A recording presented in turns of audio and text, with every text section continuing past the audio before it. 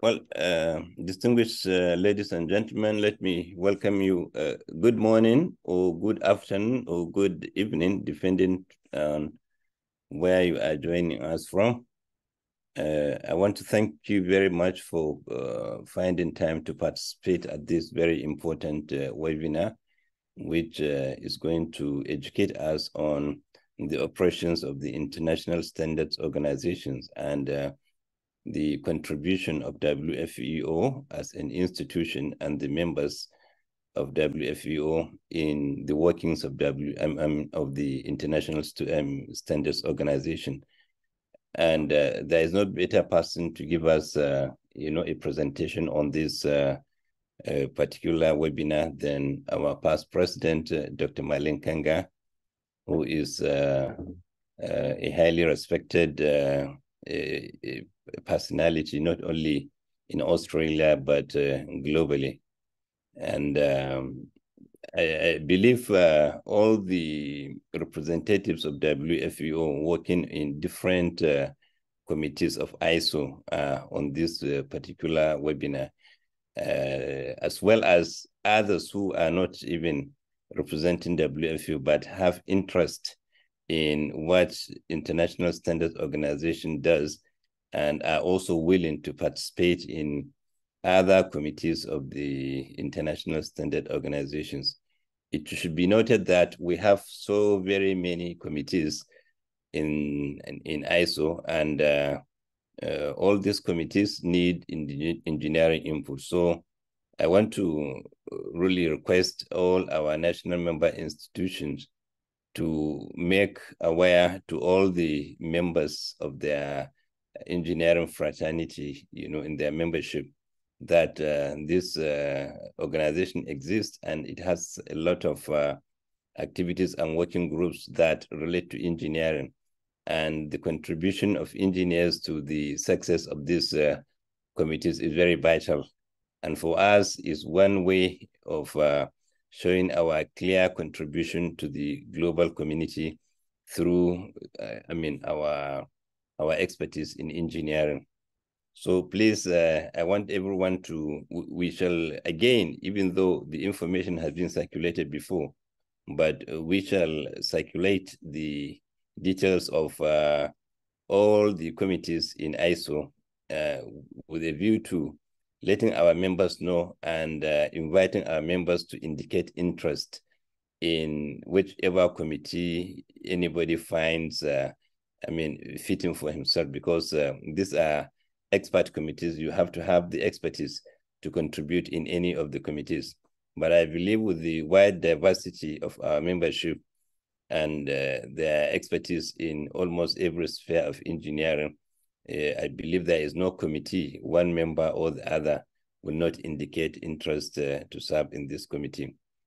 So we want our national members to spread this information widely, and besides spreading the information widely, they should communicate to us by writing an email to the Secretariat and copying me as the president, so that we know that they have the willingness to participate in the workings of this committee.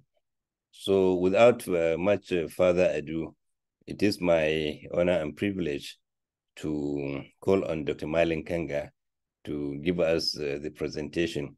And please, this is also a two-way webinar. If you have any comment or question, there is the chat column. You can write your question or comment. In fact, if there is, if you feel you want to contribute by even speaking, you can please raise your hands appropriately, and then the admin will call your attention to contribute. So anybody can contribute at this particular webinar, not only the presenters or the leadership of WFEO. So with that, Dr. Marlene Kanga, the floor is yours. Thank you so much. Thank you very much, Mr. President Mustafa Shehu, and it's ladies and gentlemen, good morning, good afternoon, and good evening to you all. I know it's a very early start for some of you in the Americas, Thank you very much for joining this very important, and I hope you will find interesting information presentation on the International Standards Organization. So I'm going to share my screen first. So I hope you can see my screen.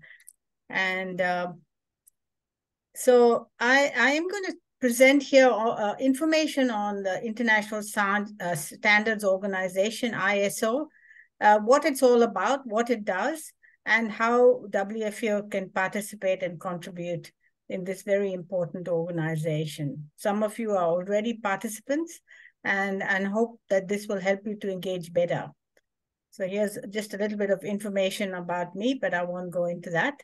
My topics for today is I'll explain what is a standard and what is an international standard, who is ISO, what is the relationship between WFEO and ISO, what are the principles for developing a standard, how does the governance and structure of ISO compare with WFEO, and what is the benefit of being a WFEO nominated representative to an ISO committee.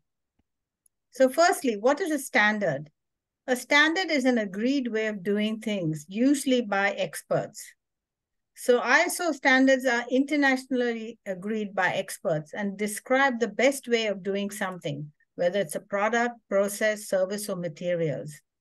And engineers have a key role in developing standards. In fact, everything you look around you, every single thing, including internet that we're using and Zoom and so on, all that is dictated by some standard, by a national standard or an international standard.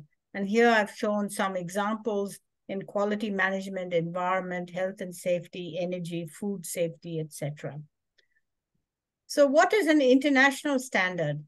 The international standard contains practical information and best practice that is agreed by international experts. And it often describes an agreed way of doing something as a solution to a global problem. The standard is developed by consensus, and consensus is a very important principle. So any member can nominate to be part of a committee. The national members of ISO nominate representatives, and the Secretariat, the Central Secretariat in Geneva, manages the process of writing the standard and the whole project. They also facilitate, the ISO Central Secretariat also facilitates participation by both members and liaison organization and partners of ISO, and WFEO is one of those. So who is ISO? ISO is a global network of national standards bodies. Its members are the foremost standards organization in each country. So for example, Standards Australia is a national member of ISO. There is only one member per country, and each member represents ISO in its own country. Individuals or companies cannot become ISO members. There are three member categories: full members or member bodies who have full participation and voting rights in ISO. Correspondent members who observe the development of ISO standards and strategies, and they may adopt ISO standards nationally, but they don't have a vote. And subscriber members simply keep up to date on ISO works, but cannot participate in it. They do not sell or adopt ISO international standards. So ISO is an independent non-government organization. It says here 164 members, but actually it's 169. It's a global network. It's not for profit, selling standards. It uses the funds generated to develop more standards. And it's a platform for developing practical tools for common understanding and in cooperation with all stakeholders. And here you see a member map for ISO, 169 members as at November 2023. And I think you can start to see that ISO is very similar to WFEO in terms of the organization that it is, the national membership and the global reach. So how does ISO work? ISO develops a standard if there's a market for it, if there's a market demand, experts in that field will come together to develop the standard. It is the members who identify experts to participate in committees. And as I mentioned before, the Central Secretariat coordinates the development process. But each committee is also hosted by a national member. So there's a national member secretariat and a central secretariat. So WFEO representatives on ISO technical committees have an important role in providing an expert view from their country. And this is particularly important in countries where there is no national member. So the ISO really wants to hear from those countries so that they are inclusive and they have a voice in the development of those standards. The ISO is committed to advancing the UN Sustainable Development Goals, another similarity with WFEO. And here you see the analysis of all the standards that have been developed in relation to the UN SDGs. ISO works closely with two other international standards bodies, the ITU, the International Telecommunication Union, and the IEC, the International Electrotechnical Commission. In 2001, ISO, IEC, and ITU formed the World Standards Corporation to strengthen the standard system.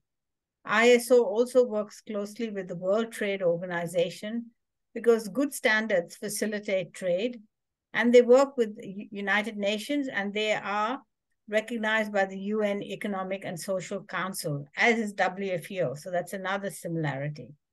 ISO collaborates with 700 international, region, and national organizations, including WFEO. So what's the relationship between WFEO and ISO? WFEO is a Category A liaison organization. A Category A liaison organization can make an effective contribution to the work of a technical committee. Representatives provide comment but have no vote. Only national members have a vote. Category B liaison organizations indicate a wish to be kept informed of the work of the technical committee or subcommittee, but they don't provide any input. And Category C liaison make a technical contribution and participate actively in the working group. So here you see a list of organizations in cooperation with ISO, and you see from A to Z. And I've just focused on the W's here. And if you scroll down, you see WFEO comes up. And this is what it shows on the ISO website. This is the ISO website, and it shows WFEO as being a liaison organization. And it also lists the current committees where WFEO has nominated a representative. For example, as I mentioned, the ISO IEC JTC1 SCC6, this is all about telecommunications and information exchange. It's a huge committee with more than 4,000 working groups. And so we've got someone, I think, from China nominated there. I'm a member of TC197, which is on hydrogen technologies. I used to be a member of 309, governance of organizations. But you can see, I think there are 15 here, but we can nominate to many more. And you can see that our Category A status is also listed there. So what are the principles of developing an international standard? As I mentioned, firstly, there must be a need in the market. So ISO responds to a request from industry or a stakeholder that communicates the need for a standard to its national member, who then contacts ISO. Based on global expert opinion, ISO standards are developed by a group of experts from all over the world, and they form larger groups called technical committees. These experts negotiate all aspects of the standard, including its scope, definitions, and content. The standard is developed through a multi-stakeholder process. The technical committees are made up of experts from the relevant industry, consumer groups, academia, NGOs, and government. And NGOs is where WFEO comes in. It's based on a consensus. So the ISO standard is a consensus-based approach. What this means is that all members of the working group and then eventually the committee must vote and approve the adoption of the committee. And all comments from stakeholders are taken into account. Every single one they deal with, and they say accept or not, and if not, why? And yes, if accepted, why?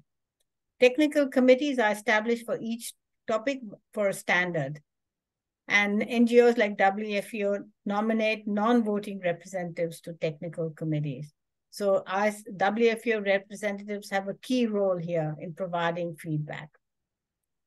So how do WFEO representatives add value? WFEO representatives should participate in one technical committee where they have significant expertise, because this is a committee of experts. Participation in multiple technical committees is not recommended because it's a significant workload. You get an email almost every day.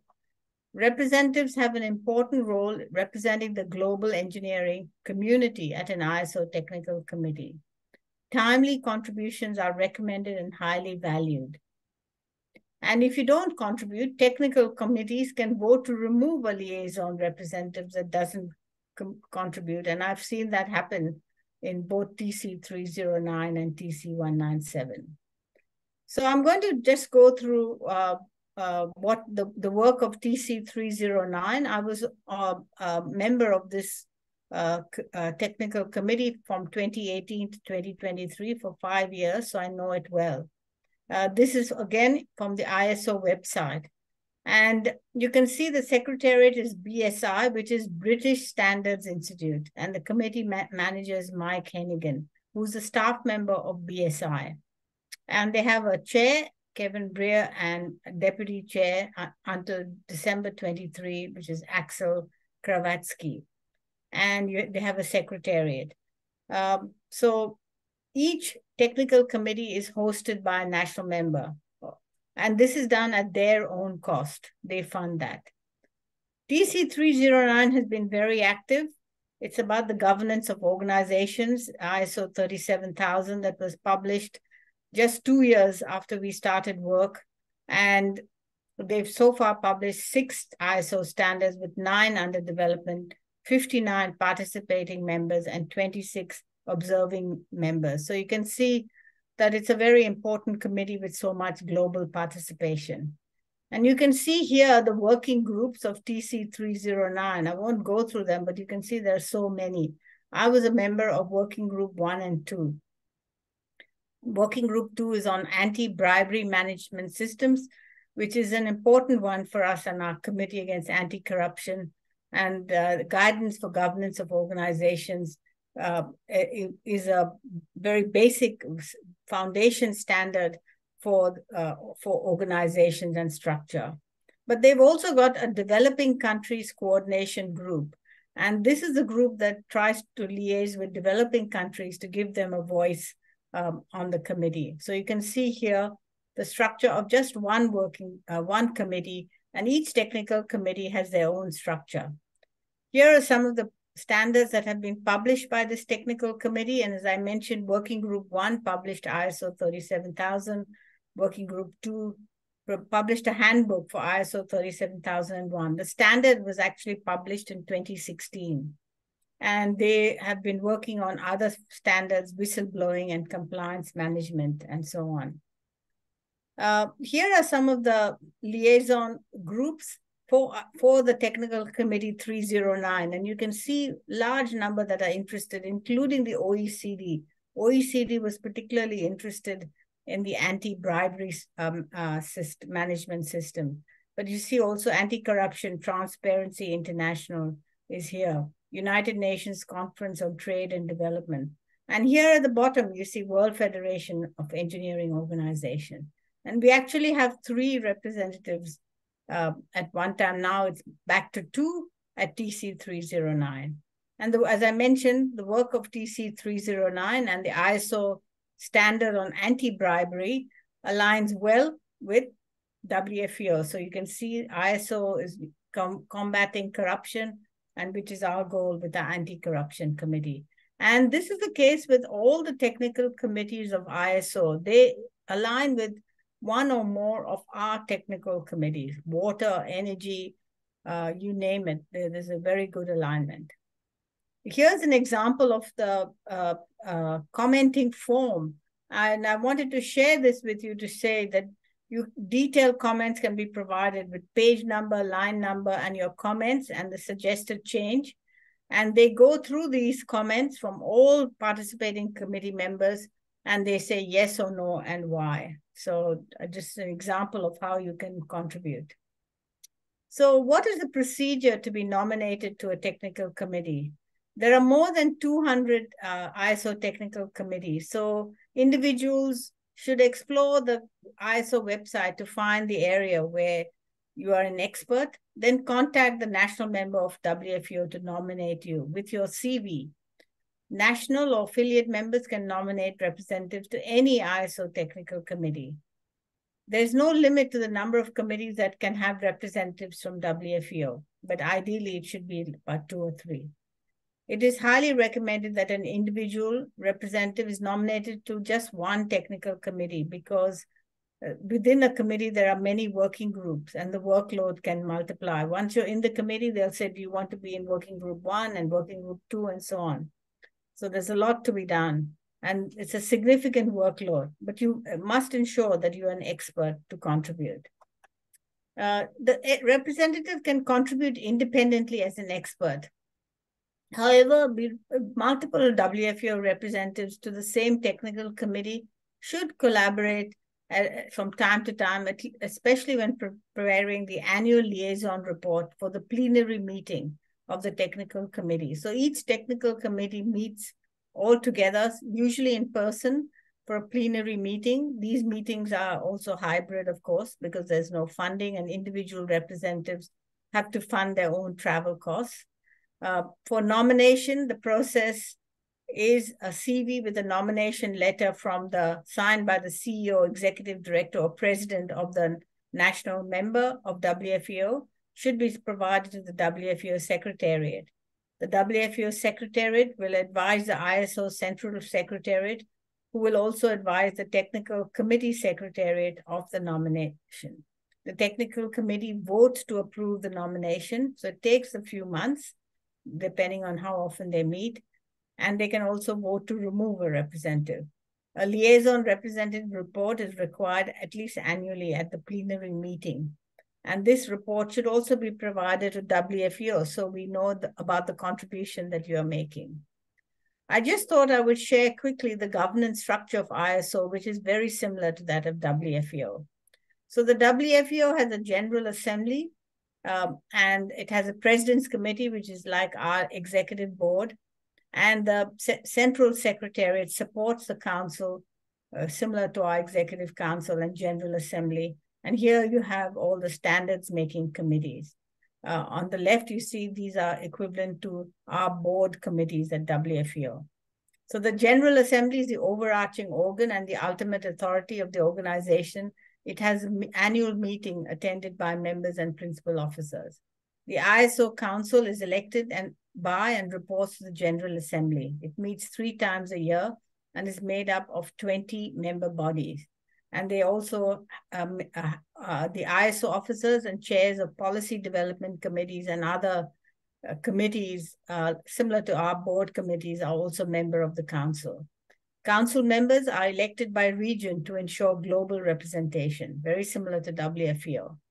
The President's Committee, which is similar to our WFEO board, advises the council on matters decided by the council. And then there are council standing committees on finance, strategy, policy, and governance. And here I attended the General Assembly in September this year, which was held in Brisbane, Australia, as a board member of the national member from Australia, Standards Australia. And so you can see the president from Sweden making her closing remarks. Here you see the name tag of a national member from Mauritania. You see the World Bank attended, as well as the IEC as partner members.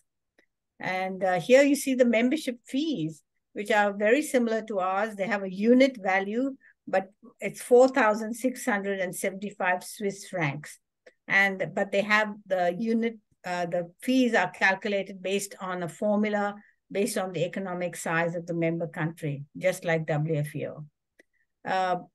The Constitution, again, the General Assembly approves any changes, and here you see some of the approvals going through. And here you see the elections, and you see the groups, regional groups, which are groups by economic development, and the numbers that were elected in each group. And the General Assembly approves these elections. So finally, what is the benefit of being a representative? ISO welcomes WFEO nominated representatives, especially from countries where there is no national member of ISO. WFEO recognition as a Category A liaison organization is an important partnership with ISO. Participation gives WFEO and our engineers more visibility in contributing to solutions to global issues. Participation adds value to being a national or affiliate member of WFEO. And the representative is also representing their country and the WFEO member. And this should be a source of pride for the country. So I hope that more of you will consider being a representative to an ISO technical committee. Thank you.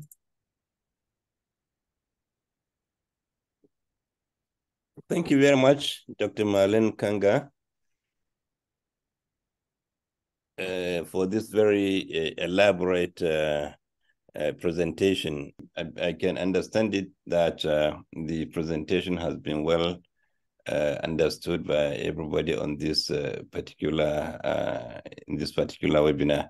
And I think also, Dr. Marlene, it will be good if you share the presentation to the participant and all of us, so that, because this is a very good reference material in itself, which will help not only us at this particular webinar, but all other members of the WFEO family. If they go through this presentation, of course, they will we can educate ourselves abundantly by, through the operations of the international standard organizations. So I want to thank Dr. Marlene Kanga for number one, sacrificing a lot of time to generate this particular paper, and also for presenting it very comprehensively to all of us. And of course, at time also, it takes a lot of time to write a paper like this, even though it takes just 30 minutes or 1 hour to make the presentation.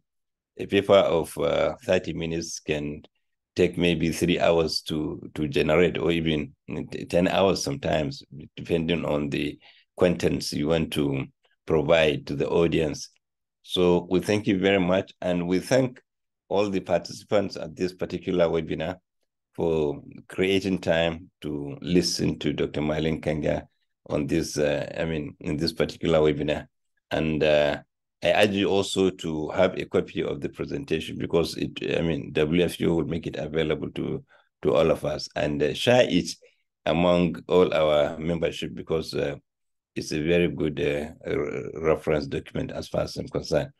So thank you very much, Secretariat. Thank you very much for being timely in providing the facilities to have this webinar successfully.